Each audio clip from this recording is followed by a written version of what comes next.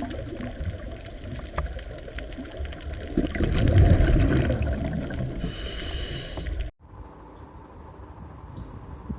જુઓ હવે પ્રભાવિતાની સંકલ્પનાનું સ્પષ્ટીકરણ જોઈએ. વચ્ચે એક મુદ્દો છે અપૂર્ણ પ્રભુતા, પણ એને હમણાં થોડી વાર પૂરતો રાખી દઉં, એ પછી આપણે જોઈએ. પહેલા આપણે એ જોઈએ પ્રભાવિતાની સંકલ્પનાનું સ્પષ્ટીકરણ શું છે. એટલે કે આપણે જોયું કે મેન્ડલે જે નિયમ આપ્યો તો પ્રભુતાનો નિયમ કે બે વૈકલ્પિક એલેલ્સ કે કારકો પૈકી એક કારક પ્રભાવી હોય ને બીજો પ્રચ્છન્ન હોય. એવું શા માટે કે એક કારક પ્રભાવી ને બીજો એનો પ્રચ્છન્ન શા માટે હોય? તો એની સ્પષ્ટતા અહીંયા આપણને આપેલી છે. તો પ્રભાવિતા વાસ્તવમાં શું છે કે એક કારક પ્રભાવી શા માટે હોય અને બીજો પ્રચ્છન્ન કેમ હોય એ સમજવા માટે પહેલા આપણે કારક એટલે કે જનીનની ક્રિયાવિધિ સમજવી પડે. જો એ તો આપણે જાણીએ છીએ કે જનીનો એટલે ડીએનએ ના ટુકડા, પણ જનીન દ્વારા લક્ષણ કેવી રીતે આવે? તો કે પ્રકરણ નંબર 6 માં આપણે વિસ્તારથી ભણશું કે કોઈ પણ જનીન હોય એટલે કે ડીએનએ નો ટુકડો હોય. જનીન એટલે ડીએનએ નો એક ટુકડો.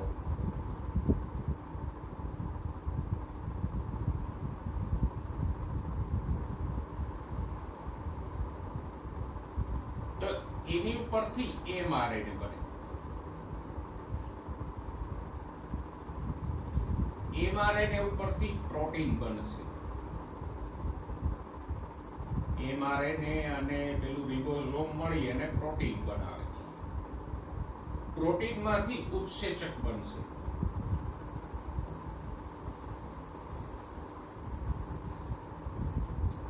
અને ઉત્સેચકની હાજરીમાં પ્રક્રિયા થશે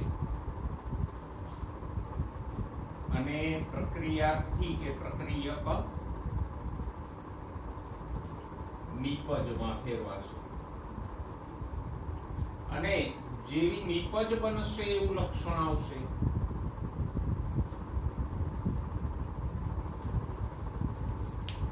દાખલા તરીકે નિપજ તરીકે મેલેનિન બનતું હોય તો ત્વચાના રંગનું લક્ષણ આવશે. કોઈ વનસ્પતિના પુષ્પમાં નિપજ તરીકે લાલ રંગના અણુ બનતા હોય તો પુષ્પનો લાલ રંગ આવશે. તો આ રીતે જે નિપજ બને એના આધારે લક્ષણ આવે. અને નિપજ બનવી શેના આધારિત છે? તો કે ઉત્સેચક ઉપર. યોગ્ય ઉત્સેચક બને તો જ પ્રક્રિયા થઈને નિપજ બને અને લક્ષણ આવે. અને ઉત્સેચક યોગ્ય બનશે કે નહીં એનો આધાર શેની ઉપર છે? જનીન ઉપર.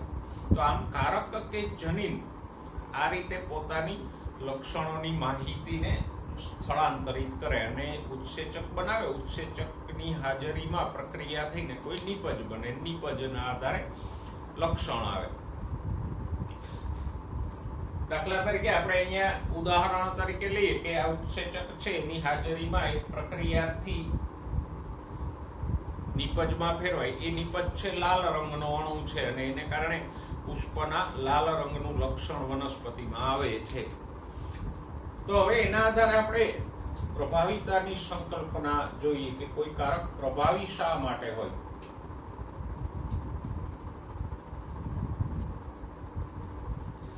તો કે જુઓ, સામાન્ય જ્યારે કારકો જોડવા હોય અને બે એક સરખા જ હોય, ઉદાહરણ તરીકે આપણે ઊંચાઈ માટેના જ કારકો લઈએ તો કોઈ છોડમાં 2 કેપિટલ ટી હોય અથવા 2 સ્મોલ ટી હોય તો આમાં તો કોઈ પ્રભાવી પ્રચ્છન્નનો સવાલ નથી. પણ જ્યારે વિષમયુગ્મી હોય ત્યારે આપણે ભણી ગયા કે એમાંથી એક જ કારકનું લક્ષણ દેખાય. દાખલા તરીકે અહીંયા વધારે ઊંચાઈનું લક્ષણ દેખાતું. એવી જ રીતે પુષ્પના રંગ માટે W અને સ્મોલ w ની વાત કરી ગયા. તો જ્યારે કોઈ છોડ વિષમયુગ્મી હોય એટલે કે એમાં W સ્મોલ w ની જોડી હોય ત્યારે લક્ષણ ફક્ત કોનું આવે છે? કેપિટલ W નું, જાંબલીનું રંગ જ આવે છે. સ્મોલ w નો સફેદ રંગ આવતો જ નથી. તો એવું શા માટે? કે આ એકનું જ લક્ષણ આવે, આ દબાઈ જાય, પ્રચ્છન્ન થઈ જાય. એવું શા માટે થાય? તો કે જુઓ, આ જનીનના બે પ્રતિરૂપો એવો શબ્દ વાપર્યો છે કે બે પ્રતિરૂપો એટલે આ વૈકલ્પિક જનીનો છે એ એલેલ સ્વરૂપે હોય કે વૈકલ્પિક જનીનો સ્વરૂપે હોય તો એક પ્રભાવી અને એક પ્રચ્છન્ન હોવા પાછળ ત્રણ સંકલ્પનાઓ છે કે ત્રણ કારણો છે. કોઈ જનીન પ્રભાવી હોવાનું પહેલું કારણ શું છે?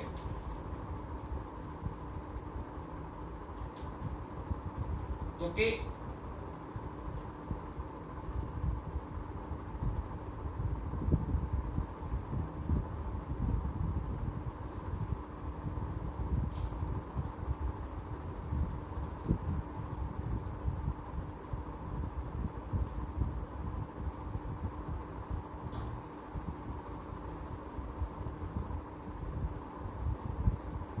કોઈ જનીનનો વૈકલ્પિક કારક જ છે એ કાં તો સામાન્ય ઉત્સેચક બનાવતો હોય અથવા તો ઓછી ક્રિયાશીલતા વાળો ઉત્સેચક બનાવે.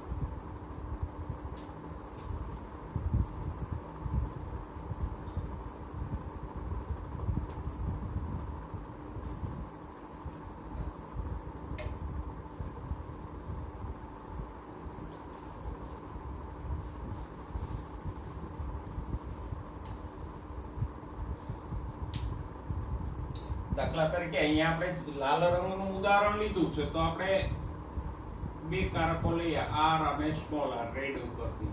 તો કેપિટલ આર છે એ પ્રભાવી છે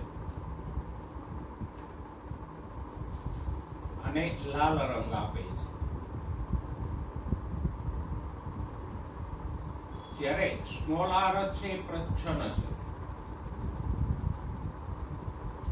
અને એ લાલ રંગ નથી આપતો, એનાથી સફેદ પુષ્પો થાય છે. તો આ લાલ રંગ શું કામે આપે? એ તો આપણે જોયું કે એ જનીનના આધારે ઉત્સેચક બને, પછી ઉત્સેચકને કારણે કોઈ નિપજ તરીકે લાલ રંગનો અણુ બનતો હોય તો પુષ્પનો લાલ રંગ આવે, એ તો આપણે સમજ્યા. પણ આ લાલ રંગ કેમ નથી આપતું અથવા પ્રચ્છન્ન શા માટે છે? તો કે એમાં ત્રણ સંભાવનાઓ હોઈ શકે. પેલું, જે વૈકલ્પિક કારક છે એ સામાન્ય ઉત્સેચક બનાવતો હોય અથવા ઓછી ક્રિયાશીલતા વાળો ઉત્સેચક બનાવતો હોય. પછી બીજું, તો કે વૈકલ્પિક કારક બિનકાર્યક્ષમ ઉત્સેચક બનાવે.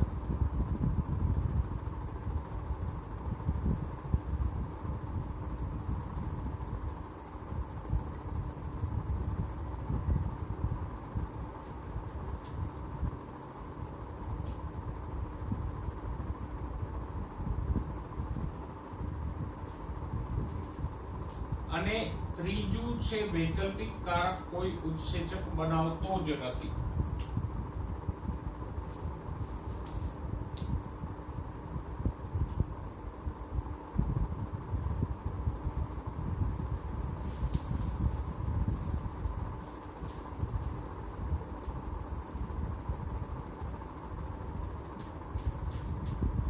તો વૈકલ્પિક કારક આ ત્રણમાંથી કોઈ પણ એક પ્રકારનો હોઈ શકે કે કાં તો આપણે આની વાત કરીએ છીએ, આ તો પ્રભાવી છે ને સામાન્ય કાર્ય કરે જ છે, પણ આની ચર્ચા આપણે કરીએ કે એ સામાન્ય ઉત્સેચક બનાવતો હોય અથવા ઓછી ક્રિયાશીલતા વાળા ઉત્સેચક નું નિર્માણ કરતો હોય. તો એને પરિણામે ભલે ઓછી ક્રિયાશીલતા વાળો હોય તો આ પ્રક્રિયાથી એસ નું રૂપાંતરણ, સબસ્ટ્રેટ નું રૂપાંતરણ નિપજ પી માં થશે અને લક્ષણ આવશે. બરાબર? તો એવે વખતે આ બે કારકો સરખા થશે. તો એવે વખતે આ બે કારક કાં તો એક જ સરખું કામ કરશે એટલે અલગ હશે જ નહીં, બે લાલ રંગ આપશે, અથવા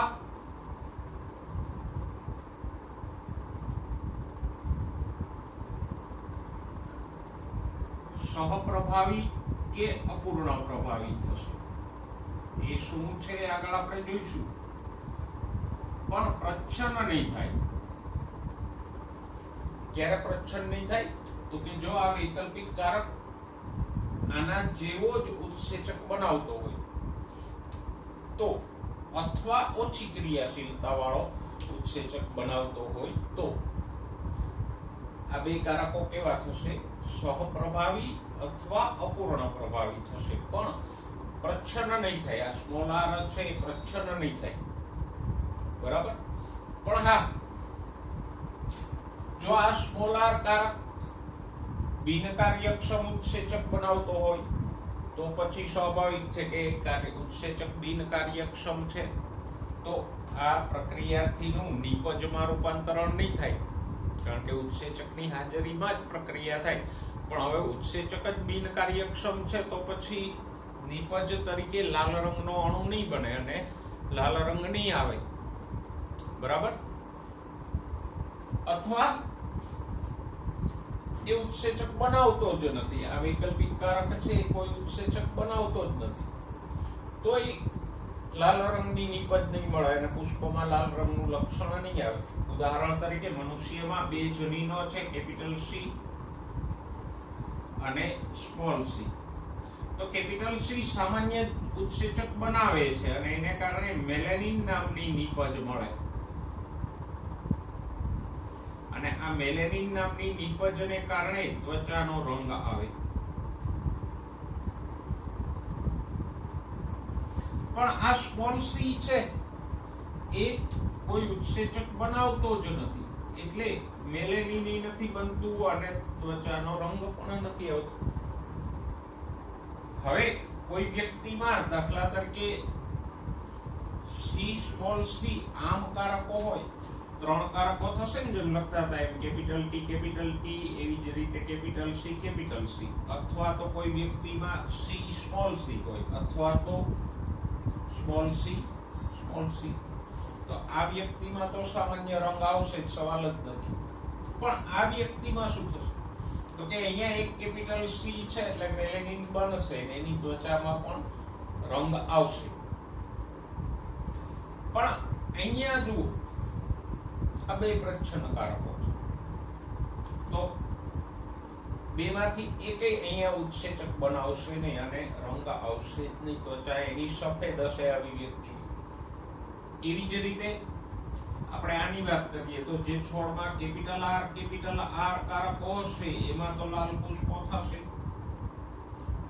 આર સ્મોલ આર હશે એમાં પણ લાલ પુષ્પો થશે, કારણ કે ભલે આ સ્મોલ આર કંઈ નથી કરતો પણ કેપિટલ આર તો ઉત્સેચક બનાવે છે, લાલ રંગની નિપજ આપે છે. અને જેમાં સ્મોલ આર હશે એમાં સફેદ પુષ્પો થશે, કારણ કે એમાં લાલ રંગ બનતો નથી. તો જો આ વચ્ચેની જે કન્ડિશન છે, મનુષ્યમાં હોય કે વનસ્પતિમાં હોય, વિષમયુગની સ્થિતિ છે, તો એમાં લક્ષણ કોનું હોય? અહીંયા જુઓ, કેપિટલ સી નું લક્ષણ આવશે ને, કારણ કે એ ઉત્સેચક બનાવશે તો ત્વચાનો રંગ આવશે, મેલેનિન બને. અહીંયા પણ કેપિટલ આર નું લક્ષણ આવશે, કારણ કે એ લાલ રંગ આપે છે. પણ સ્મોલ આર નું કોઈ લક્ષણ આવશે નહીં. તો અલ્ટિમેટલી કેપિટલ આર પ્રભાવી થયો, સ્મોલ આર પ્રચ્છન્ન થયો. આમ જ્યારે કોઈ વૈકલ્પિક કારક બિનકાર્યક્ષમ ઉત્સેચક બનાવતો હોય અથવા તો ઉત્સેચક બનાવતો જ ન હોય તો પછી આ પ્રક્રિયા થઈ અને એનું લક્ષણ આવશે નહીં, કારણ કે લક્ષણ આવવા માટે ઉત્સેચક બનવો જરૂરી છે જનીન ઉપરથી. જો કારક એટલે કે જનીન ઉત્સેચક જ ન બનાવતું હોય અથવા તો નિષ્ક્રિય ઉત્સેચક બનાવતું હોય તો એની કોઈ નિપજ નહીં મળે કે એનું કોઈ લક્ષણ નહીં આવે. તો આમ જ્યારે કોઈ વૈકલ્પિક કારક બિનકાર્યક્ષમ ઉત્સેચકનું નિર્માણ કરતો હોય અથવા ઉત્સેચકનું નિર્માણ જ ન કરતો હોય તો એ કારક પ્રચ્છન્ન થઈ જાય. અને બીજો કારક છે એ નોર્મલ ઉત્સેચક બનાવે છે ને એનું લક્ષણ આવે એટલે એ પ્રભાવી થઈ જાય, કારણ કે આ તો કંઈ કરતો જ નથી સ્મોલ સી કે સ્મોલ આર, એટલે એની કોઈ અસર કે લક્ષણ આવશે જ નહીં, બરાબર? તો પછી આનું લક્ષણ આવશે તો જે અભિવ્યક્ત થાય છે એને આપણે પ્રભાવી ગણીએ છીએ, નથી થતો એને પ્રચ્છન્ન ગણીએ. તો આ પ્રભાવીપણાની સંકલ્પનાનું સ્પષ્ટીકરણ છે. આ બે કિસ્સામાં કારક પ્રચ્છન્ન થઈ જાય અને એનો વૈકલ્પિક કારક પ્રભાવી થઈ જાય. આ કિસ્સામાં થોડુંક અલગ છે કે જો આ વૈકલ્પિક કારક સ્મોલ r એ સામાન્ય ઉત્સેચક બનાવતો હોય તો પછી બે કારકો સરખું જ લક્ષણ આપશે, કોઈ પ્રભાવી કે કોઈ પ્રચ્છન્ન નહીં.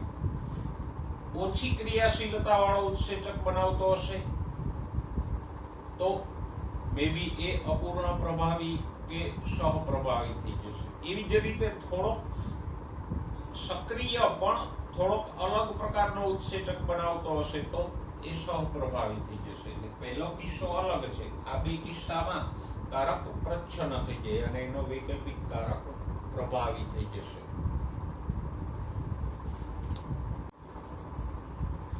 ઓકે, હવે જો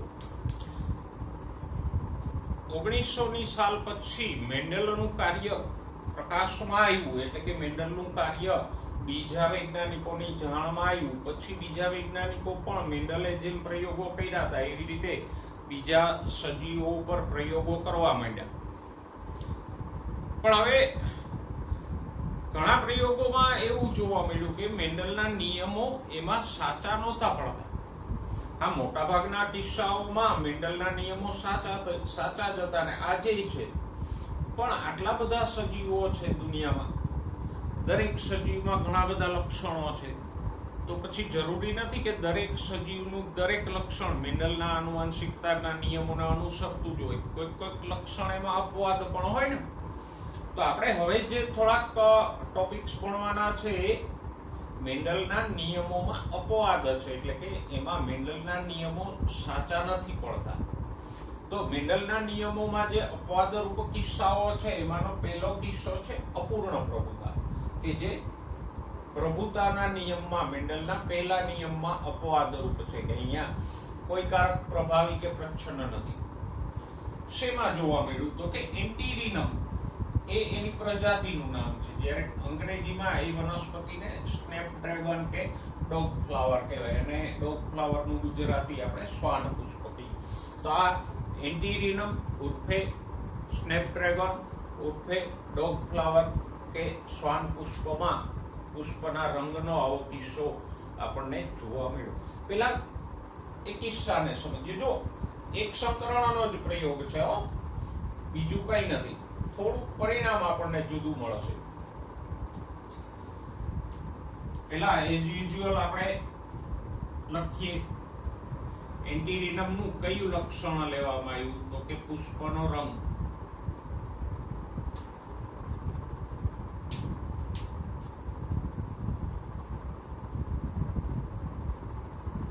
જેમ વટાણામાં પણ આપણે પુષ્પનો રંગ લઈ અને ભણી ગયા, અહીંયા પણ વટાણાની જેમ જ પુષ્પના રંગમાં બે અભિવ્યક્તિ હતી.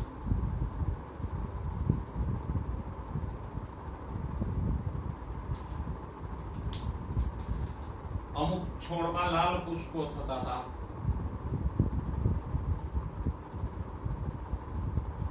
અને અમુક છોડમાં સફેદ પુષ્પો આવતા હતા.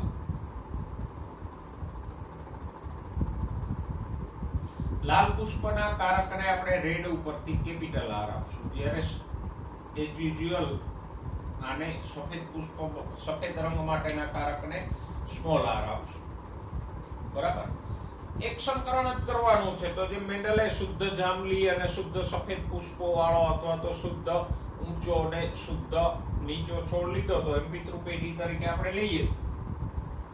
જો આ પિતૃપેઢી શું લેવાનું છે તો કે એક શુદ્ધ લાલ પુષ્પો વાળો છોડ લ્યો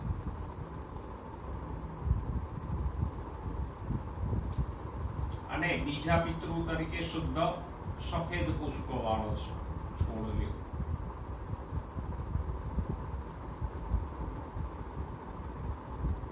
શુદ્ધ લાલ લીધો છે એટલે કારકો શું થશે?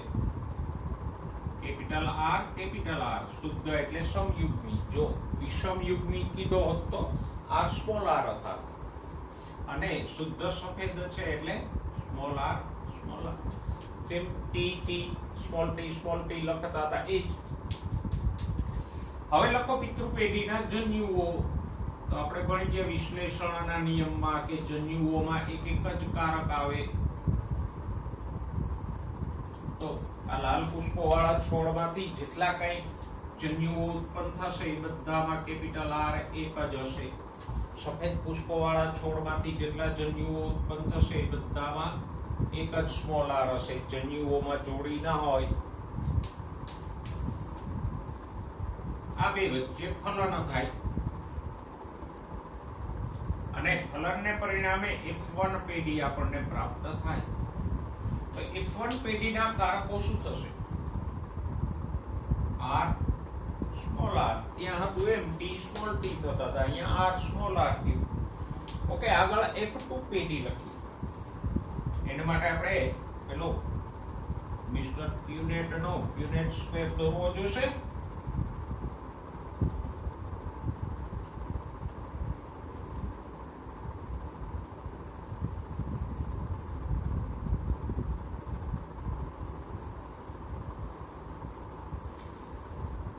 હવે આ જે છોડ છે r સ્મોલ r વાળો, એમાંથી નરજન્યુ કોઈ બે પ્રકારના આવશે. 50% નરજન્યુમાં કેપિટલ R હશે, 50% નરજન્યુમાં સ્મોલ r હશે. એવી જ રીતે આ બાજુએ માદાજન્યુ લખીએ તો 50% માદાજન્યુમાં કેપિટલ R અને 50% માદાજન્યુમાં સ્મોલ r હશે. તો આ લખ્યા આપણે જન્યુઓ. બરાબર. હવે યાદચ્છિક એટલે રેન્ડમ ફલન થાય તો અમુક આવા નરજન્યુ આવા માદાજન્યુનું ફલન કરશે. તો આવા નરજન્યુ પૈકીના અમુક જ છે એ સ્મોલ r વાળા માદાજન્યુનું પણ ફલન કરશે, કારણ કે યાદચ્છિક કે રેન્ડમ ફલનની આપણે વાત કરીએ ને. પછી સ્મોલ r વાળા નરજન્યુમાંથી અમુક છે કેપિટલ R વાળા માદાજન્યુનું ફલન કરશે. તો r સ્મોલ r અમુક સ્મોલ r વાળા માદાજન્યુનું ફલન કરશે. તો સ્મોલ r આ મળી આપણને F2 પેઢી. એના જનીન પ્રકારો આપણે લખ્યા F1 F2 ના. હવે જો જે એક સંકરણનો પ્રયોગ આપણે ભણ્યા એ પ્રમાણે અહીંયા આ છોડ કેવા થવા જોઈએ. ઓકે, પેલા બાકીના લખી લઈએ. જો કેપિટલ R વાળા છે એમાં તો લાલ પુષ્પો જ આવશે. સ્મોલ r વાળા છે એમાં તો સફેદ જ આવશે. અહીંયા આપણે લખ્યું જ છે. આમાં મેન્ડલના નિયમ પ્રમાણે કેવા પુષ્પો થવા જોઈએ? લાલ અથવા સફેદ, બેમાંથી એક થવા જોઈએ, કારણ કે બેમાંથી એક કારક પ્રભાવી હોય એ આવવો જોઈએ. આપણે એવું ધારી લઈએ કે લાલ પ્રભાવી છે તો અહીંયા લાલ પુષ્પો થવા જોઈએ. F1 પેઢીમાં બધા છોડમાં લાલ પુષ્પો આવવા જોઈએ મેન્ડલ અંકલના એક સંકરણ પ્રમાણે. અને આ બંનેમાં પણ લાલ પુષ્પો આવવા જોઈએ. આવ્યા એવું નથી કેતો, પણ પ્રયોગ કરવામાં આવ્યો તો જોવા મળ્યું કે F1 પેઢીના બધા છોડમાં ગુલાબી પુષ્પો આવે છે. F2 માં પણ 50% ગુલાબી થાય છે.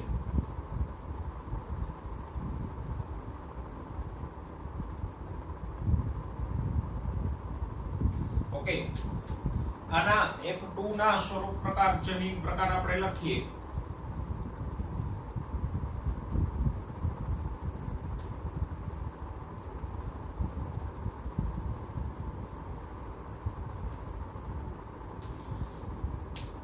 તો જુઓ સ્વરૂપ પ્રકાર શું છે? 3 છે. ઓમાં 2 જ મળતા હતા, ઊંચા નીચા ગોળ ખરબચડા. અહીંયા 3 મળે છે. જુઓ લાલ રંગના પુષ્પો છે, અમુક છોડમાં ગુલાબી રંગના છે અને અમુક છોડમાં સફેદ રંગના છે. F2 પેઢીમાં. અને એનું પ્રમાણ કેટલું છે? તો કે લાલ 1, ગુલાબી 2 અને સફેદ 1 ભાગના. જો 1:2:1 છે. લાલ 1 ભાગના છે, ગુલાબી 2 ભાગના છે અને સફેદ 1 ભાગના છે. જનીન પ્રકાર લખીએ F2 નો.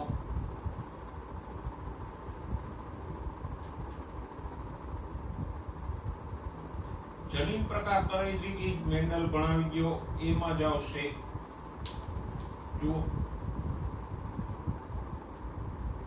RR આર સ્મોલ આર એ છે ટી સ્મોલ ટી પ્રમાણ લખીએ એનું તો કે આર વાળા કેટલા છે 1 R small R 2 small R 1 જમીન પ્રકાર તો ઇઝીલી મેન્ડલે જેમ એક સંકરણમાં આપ્યો તો ઈ છે પણ ફરક ક્યાં પડ્યો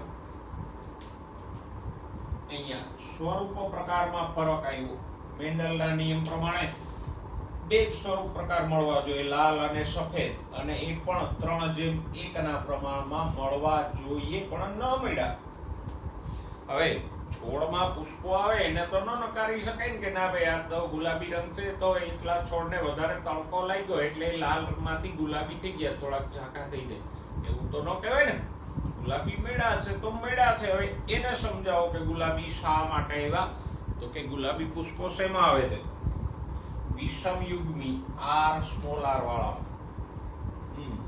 શું કામે આવ્યા તો કે અહીંયા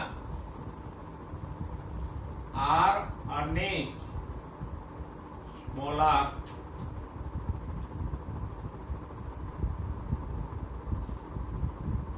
એકબીજા પર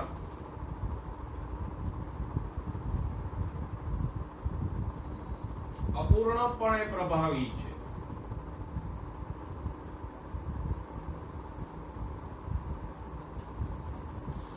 કોઈ એકબીજાનું સંપૂર્ણ પ્રભાવી નથી બરાબર આર છે એ સ્મોલ આર ઉપર થોડું પ્રભાવી છે એવી જ રીતે સ્મોલ આર કેપિટલ આર ઉપર થોડુંક પ્રભાવી છે આમ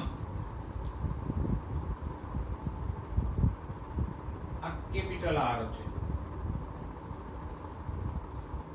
અને આ સ્મોલ આર છે તો જો બે એકબીજા ઉપર થોડા થોડા પ્રભાવી છે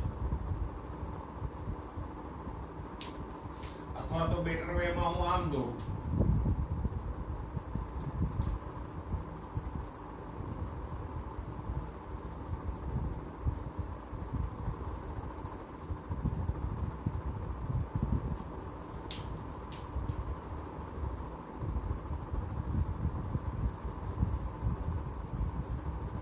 તો બે એકબીજા ઉપર અપૂર્ણ રીતે પ્રભાવી છે જો કેપિટલ આર સ્મોલ આર ઉપર સંપૂર્ણ પ્રભાવી હોત તો શું થાત લાલ રંગ જ આવે સ્મોલ આર સંપૂર્ણ દબાઈ જાય પણ એવું નથી બે એકબીજા ઉપર અપૂર્ણ પ્રભાવી છે એટલે કેપિટલ આર પોતાનો લાલ રંગ આપે છે સ્મોલ આર પોતાનો સફેદ રંગ આપે છે અને સરવાળે રંગ કેવો થઈ જાય છે ગુલાબી બેયની અસર થોડી થોડી આવે એકનો લાલ રંગ ને બીજાનો સફેદ રંગ બે થોડા થોડા અભિવ્યક્ત થાય છે એટલે રંગ કેવો થઈ જાય છે ગુલાબી તો જો આ મેન્ડલના નિયમમાં પ્રભુતાના નિયમમાં અપવાદ થયો ને અહીંયા એક કારક છે બેમાંથી એકય કારક બીજા ઉપર પ્રભાવી નથી અને બીજું પ્રચ્છન્ન નથી અહીંયા બે થોડા થોડા એકબીજા ઉપર પ્રભાવી છે તો અહીંયા પ્રભાવીપણાનો નિયમ સાચો નથી પડતો કારણ કે જો પ્રભાવીપણું સાચું હોત તો અહીંયા બધા લાલ રંગના મળત અહીંયા પણ 3:1 લાલ મળત પણ નથી મળતા એટલે અહીંયા પ્રભાવીપણાનો નિયમ સાચો નથી પડતો એટલે આ પ્રભુતાના કે પ્રભાવીપણાના નિયમમાં અપવાદરૂપ કિસ્સો છે તો એક સંકરણનો જ પ્રયોગ છે જો આમાં મેં એક અક્ષરનો ફેરફાર નથી કર્યો જેમ પેલા એક સંકરણના ઊંચાઈ વાળા પ્રયોગો લખ્યા હતા એવું જ મેં અહીંયા લખ્યું છે બરાબર સેમ કોઈ ફેરફાર નથી પણ ફેરફાર ક્યાં આવશે F1 માં લાલ ને બદલે ગુલાબી આવશે F2 માં 3:1 લાલ અને સફેદ ને બદલે 1:2:1 સ્વરૂપો પ્રકાર મળશે એટલો ફેરફાર આવશે બાકી એક સંકરણ જ છે અને થિયરીમાં પૂછવા માટે મહત્વનું છે સિમ્પલ પૂછી લે કે સ્નેપડ્રેગન કે એન્ટિરિનમમાં અપૂર્ણ પ્રભુતા સમજાવો તો આપણે મેન્ડલના પહેલા નિયમમાં અપવાદની વાત કરી અપૂર્ણ પ્રભુતા ઓકે જો હવે થોડું આગળ જઈએ પેજ નંબર 78 ઉપરનો બીજો પેરેગ્રાફ જો ક્યારેક એક જનીન એક કરતા વધારે અસર દર્શાવે છે, કે ઉદાહરણ તરીકે વટાણાના બીજમાં સ્ટાર્ચનું સંશ્લેષણનું નિયંત્રણ એક જનીન કરે છે. એ જે પેરેગ્રાફ છે પેજ નંબર 78 ઉપરનો બીજો પેરેગ્રાફ, એની સાથે સાથે વાત કરી લે.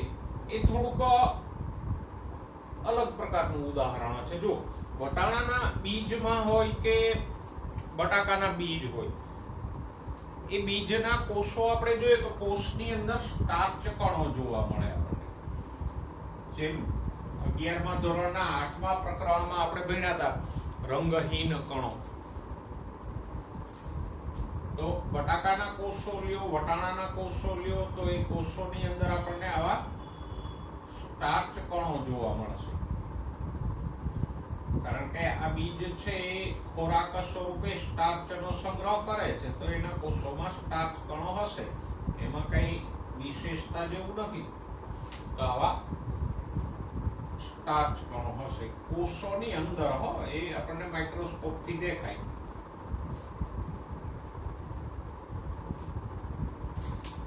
હવે આ સ્ટાર્ચ કણોનું નિર્માણ કરતા જનીનો છે. તો આપણે જો લક્ષણ તરીકે આપણે સ્ટાર્ચ કણો લઈએ,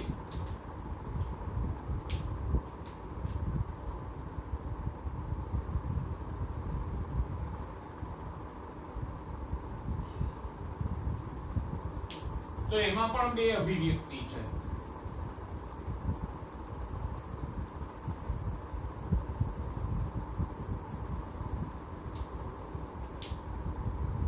એક મોટા કણો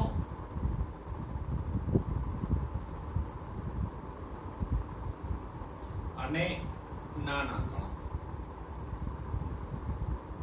ત્રીજી અભિવ્યક્તિ આવશે. મોટા કણોનું નિર્માણ કરતા જનીનને આપણે બી કહેશું, અને સ્મોલ બી છે એ નાના કણો, નાના સ્ટાર્ચ કણો બીજના કોષોમાં બનાવે. તો આમ અહીંયા સ્ટાર્ચ કણોના કદનું નિયંત્રણ કરતા બે વૈકલ્પિક કારકો છે. કેપિટલ બી જે મોટા કદના સ્ટાર્ચ કણો બનાવે છે, અને સ્મોલ બી કારક નાના કદના સ્ટાર્ચ કણો બનાવે. હવે અહીંયા આપણે પિતૃપેઢી તરીકે શુદ્ધ મોટા કણો વાળો છોડ લઈએ, કેપિટલ બી, અને શુદ્ધ નાના કણો વાળો છોડ લઈએ.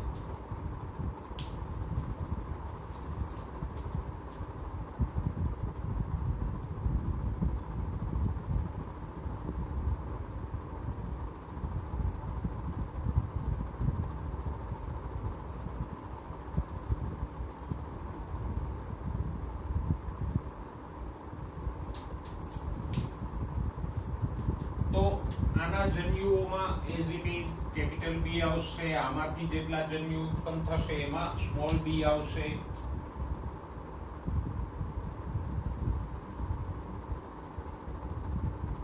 આ લેખા જન્યુઓ ફલન થાય એટલે F1 પેઢીમાં કેપિટલ બી સ્મોલ બી થશે. હવે અહીંયા કીધું કે આ છોડના બીજમાં સ્ટાર્ચ કણો કેવા હશે? મધ્યમ કદના હશે, મધ્યમ સ્ટાર્ચ કણો હશે. કારણ કે કેપિટલ બી ને સ્મોલ બી એકબીજા ઉપર અપૂર્ણ પ્રભાવી છે. જેમ પેલામાં નહોતું લાલ અને સફેદ બે કારકો ભેગા થાય તો ગુલાબી રંગ આવતો હતો, એમ અહીંયા મોટા કણ માટેનું કારક કેપિટલ બી અને સ્મોલ નાના કણ માટેનું કારક સ્મોલ બી બે ભેગા થયા તો કણ કેવા થઈ ગયા? મધ્યમ થઈ ગયા. જો મોટા હોત તો કેપિટલ બી પ્રભાવી ગણાત, નાના બી ના હોત તો સ્મોલ બી પ્રભાવી ગણાત. પણ મોટા પણ નહીં, નાના પણ નહીં, મધ્યમ કદના થયા એટલે આ બે કેવા થયા? અપૂર્ણ પ્રભાવ. એવી જ રીતે આગળ વધીએ તો આ F1 પેઢીના છોડ છે એમાંથી નરજન્યુઓ 50% કેપિટલ બી વાળા હશે, 50% સ્મોલ બી વાળા. એ તો જે ભણ્યા એમ જ છે. માદા જન્યુમાં પણ 50% કેપિટલ બી વાળા, 50% સ્મોલ બી વાળા ફલન થાય. તો અહીંયા બી સ્મોલ બી, અહીંયા પણ બી સ્મોલ બી, અહીંયા આવશે સ્મોલ બી. આ તો મોટા કણો વાળો થશે, આ બીજમાં નાના સ્ટાર્ચ કણો હશે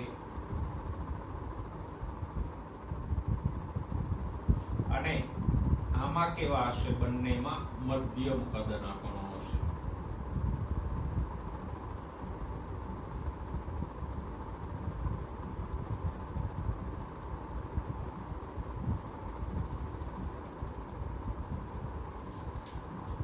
તો જો અહીંયા આપણને F2 માં સ્વરૂપ પ્રકાર કેવો મળ્યો? પેલા એન્ટીરિનમ જેવો જ, સ્નેપડ્રેગન જેવો જ. કેવો?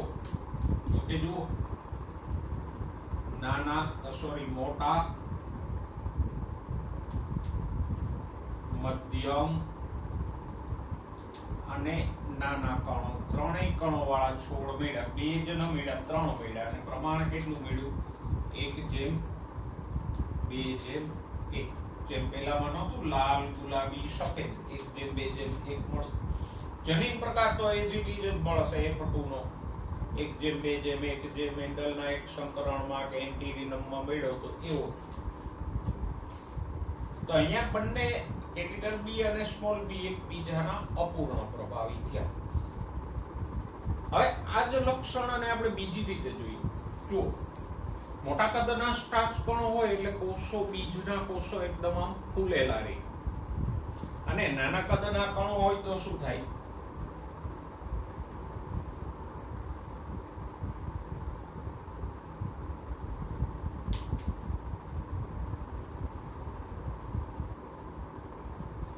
આ નાના કણો છે.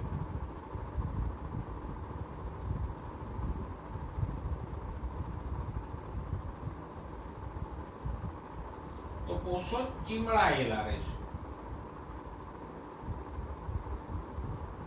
હવે બીજના બધા કોષો ફૂલેલા હોય તો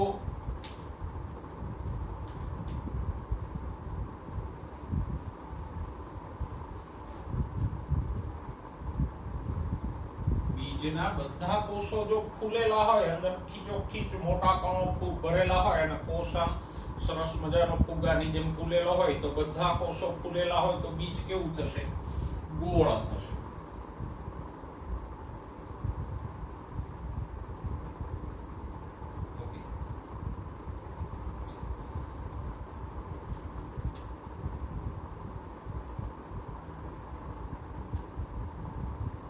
જ્યારે નાના કણો હોય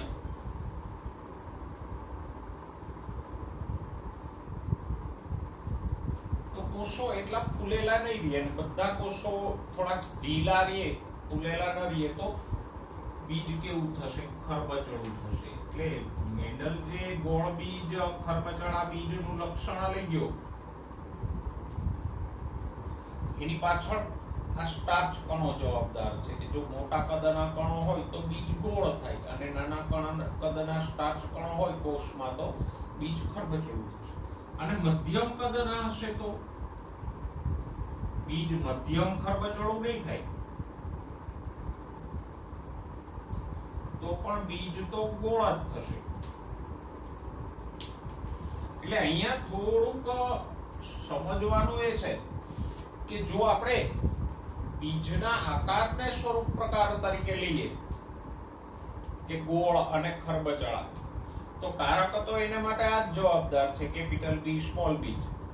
પણ એવી વખતે આપણને બે જ અભિવ્યક્તિ મળે, ગોળ બીજ અને ખરબચડા બીજ. તો આપણે કહી શકીએ કેપિટલ બી પ્રભાવી છે, સ્મોલ બી પ્રચ્છન્ન છે. કારણ કે આ જે મધ્યમ કણો વાળા છોડ છે એ ગોળ બીજ આપે છે. સોરી, મધ્યમ કણો વાળા કોષો છે ગોળ બીજ બનાવે છે. તો જો ગોળ બીજ કે ખરબચડા બીજને સ્વરૂપ પ્રકાર તરીકે લ્યો તો કેપિટલ બી પ્રભાવી થયું, સ્મોલ બી પ્રચ્છન્ન થયું.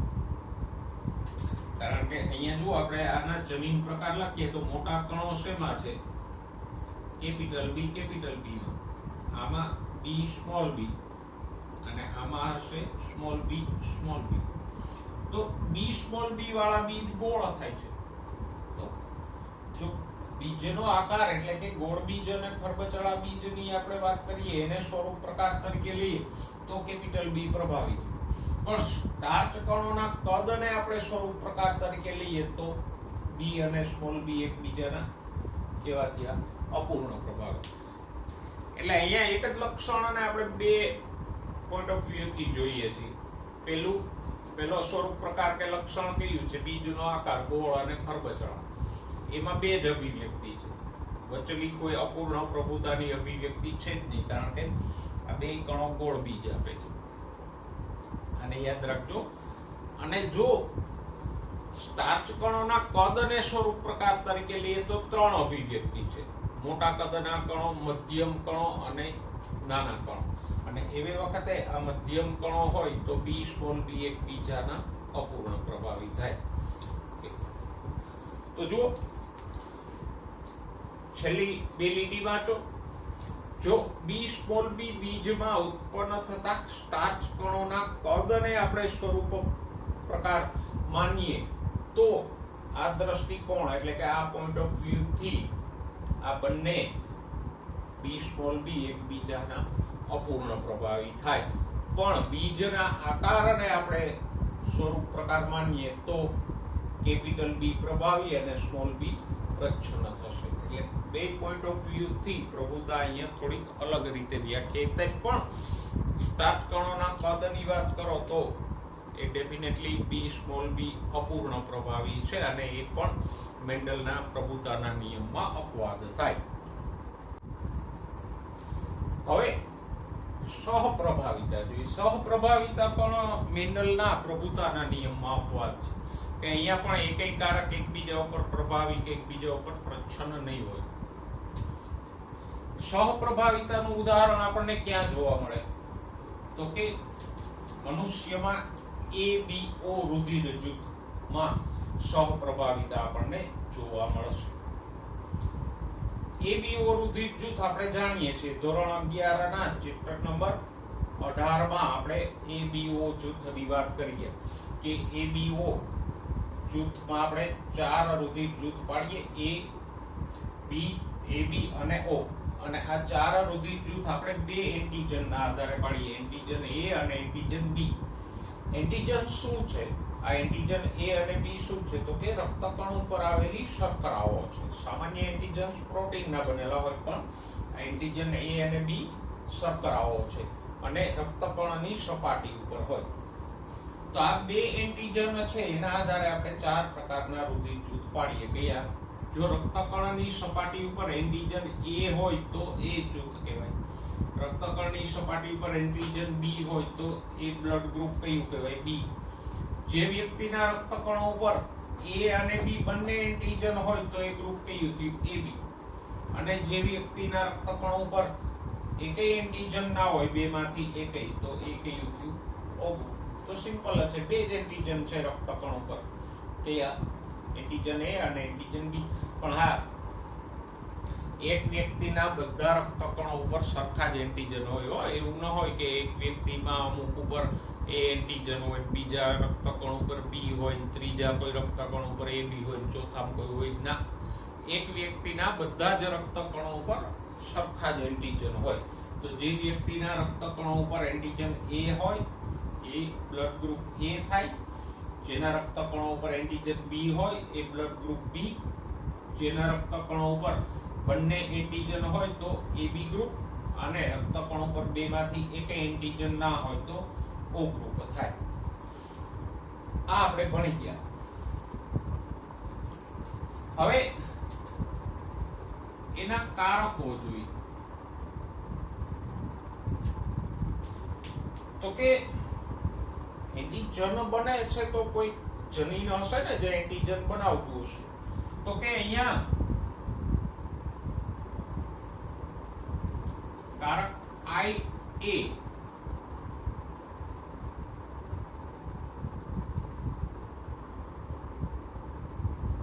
એન્ટિજન A બનાવે છે. કારકની સંજ્ઞા આપણે થોડીક અહીંયા બે અક્ષર વાળી લીધી. અત્યાર સુધી આપણે T ને Y ને R ને એમ લેતા હતા. અહીંયા આપણે સંજ્ઞા શું લીધી? IA. પછી બીજું કારક છે IB.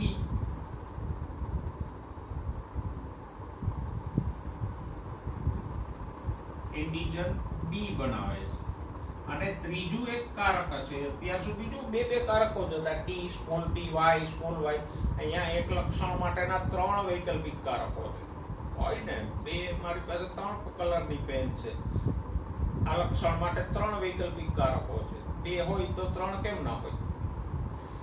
ત્રીજું વૈકલ્પિક કારક છે બ્લડ ગ્રુપ માટેનું સ્મોલ આઈ. એ એન્ટીજન બનાવતું નથી. બેમાંથી એક એન્ટીજન નથી બનાવતું.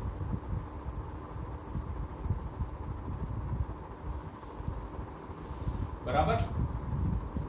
તો આ બ્લડ ગ્રુપ માટે જવાબદાર કારકોની વાત કરી, કારકો કે જનીનોની. એમાં એક ખાસિયત એ આવી કે અહીંયા 2 ને બદલે 3 વૈકલ્પિક કારકો. લક્ષણ કયું છે? રુધિર જૂથ. બરાબર? એમાં 3 વૈકલ્પિક કારકો છે, એટલે તો 4 જૂથ પડે છે. જો 2 જ હોત તો 4 જૂથો ન થાત. ઓકે, હવે આનો જનીન પ્રકાર આપણે લખીએ.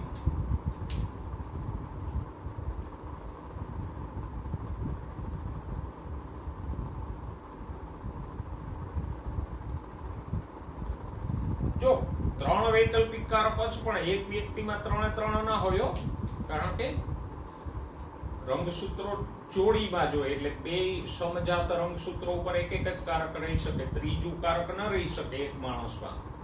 આ તો ટોટલ બધા માણસોમાં 3 કારકો મળી આવે, એટલે એક વ્યક્તિમાં તો 3 માંથી કોઈ પણ 2 જ હશે. જો કઈ રીતે હોઈ શકે? તો કે કોઈ વ્યક્તિમાં 2 રંગસૂત્રો ઉપર IA હોય, જેમ TT હતું એમ IA હોઈ શકે. યસ, કોઈ વ્યક્તિમાં આમ પણ હોઈ શકે, એક IA હોય અને બીજા રંગસૂત્ર ઉપર સ્મોલ I હોય. કોઈ વ્યક્તિમાં IB પણ હોઈ શકે.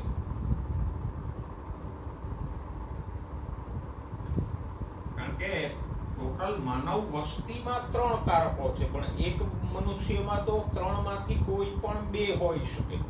તો કોઈમાં IA હોય, કોઈમાં IB હોય, કોઈમાં IA ને બીજો સ્મોલ I હોય, કોઈ વ્યક્તિમાં એક IB અને બીજો સ્મોલ I હોય, કોઈક વ્યક્તિમાં એક IA હોય ને બીજું IB હોઈ શકે,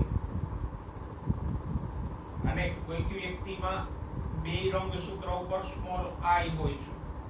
3 કારકો છે, તો જોડીઓ બનાવો તો 1 2 3 4 5 6 કોમ્બિનેશન બનશે. IA small I, IB small I, IB અને સ્મોલ I.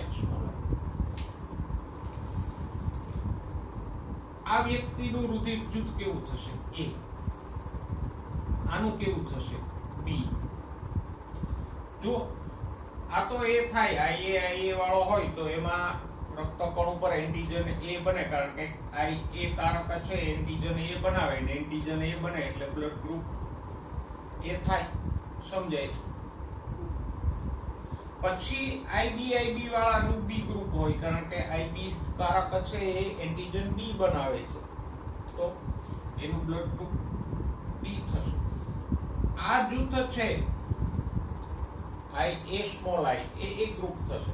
શું કામ? તો કે સ્મોલ I છે કોઈ એન્ટીજન બનાવતું નથી, એ તો એમને નિરાતે આરામ કરે છે. બરાબર? તો પછી રક્તકણ ઉપર આ IA છે એન્ટીજન A બનાવશે, એટલે બ્લડ ગ્રુપ A થશે. એવી જ રીતે IB સ્મોલ I વાળી વ્યક્તિનું ગ્રુપ B થશે. તો હવે આ 2 કિસ્સામાં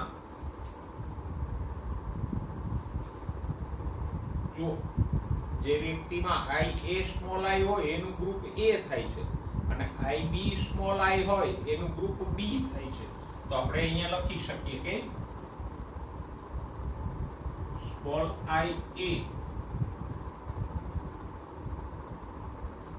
IA અને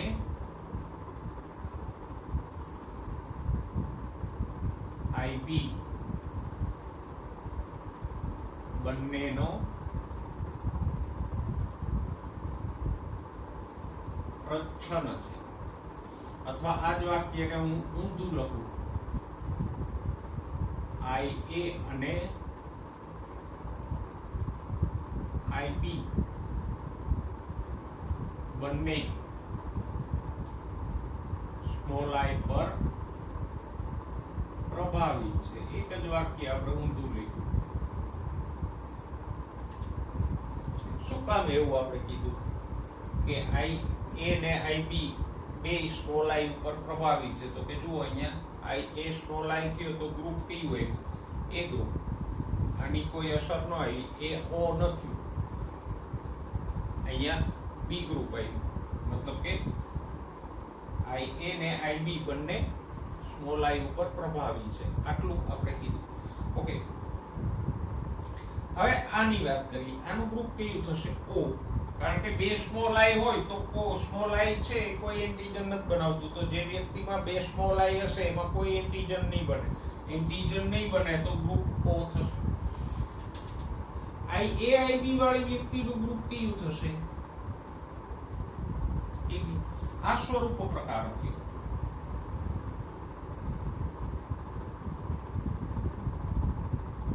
બ્લડ ગ્રુપ છે એને આપણે સ્વરૂપ પ્રકાર ગણીએ.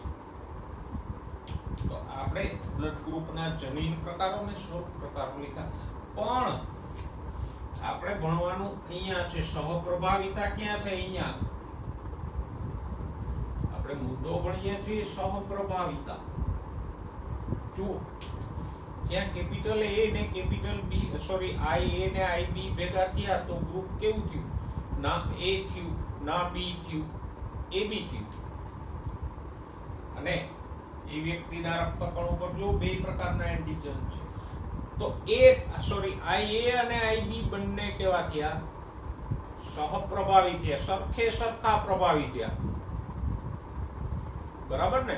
જો આ બે માંથી એક પ્રચ્છન્ન હોત તો ધારો કે IB પ્રચ્છન્ન છે તો A ગ્રુપ આવત, IA પ્રચ્છન્ન હોત તો B ગ્રુપ આવત. પણ એવું નથી. રક્તકણો પર બે એન્ટીજન બન્યા અને ગ્રુપ AB થયું. બે પોતાની અભિવ્યક્તિ કરે છે, એકેયની અભિવ્યક્તિ દબાતી નથી. તો હવે આપણે અહીંયા લખી શકીએ A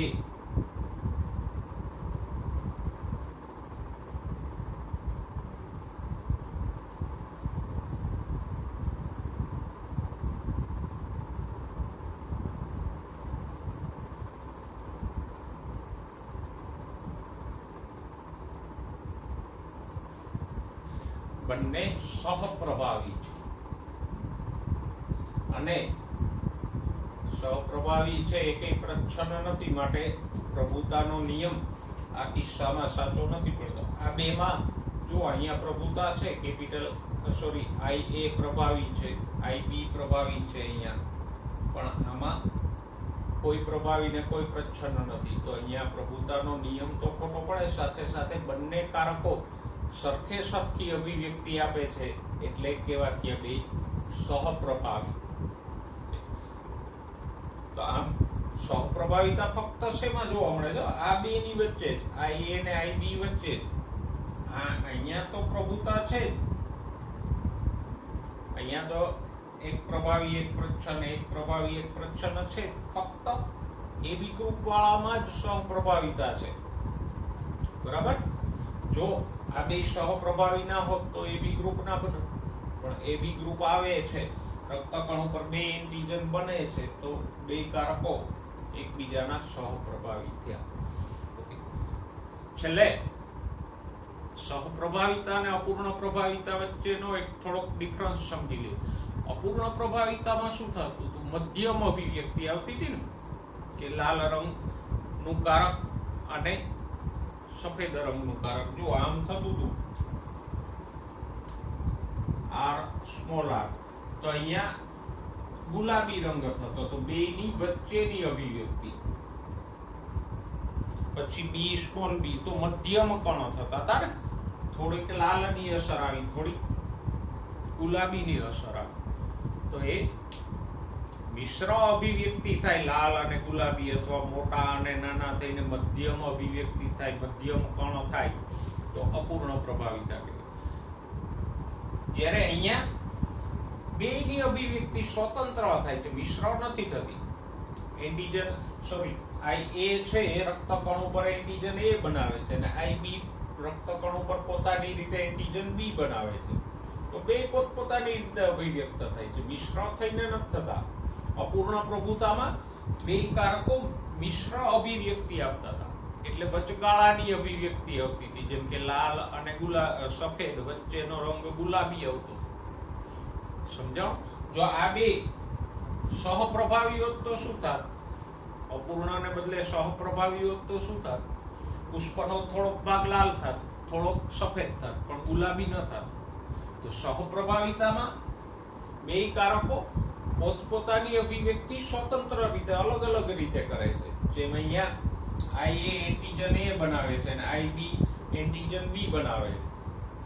જ્યારે અપૂર્ણ પ્રભુતામાં બે કારકોની મિશ્ર અભિવ્યક્તિ આવે. સમજાય છે?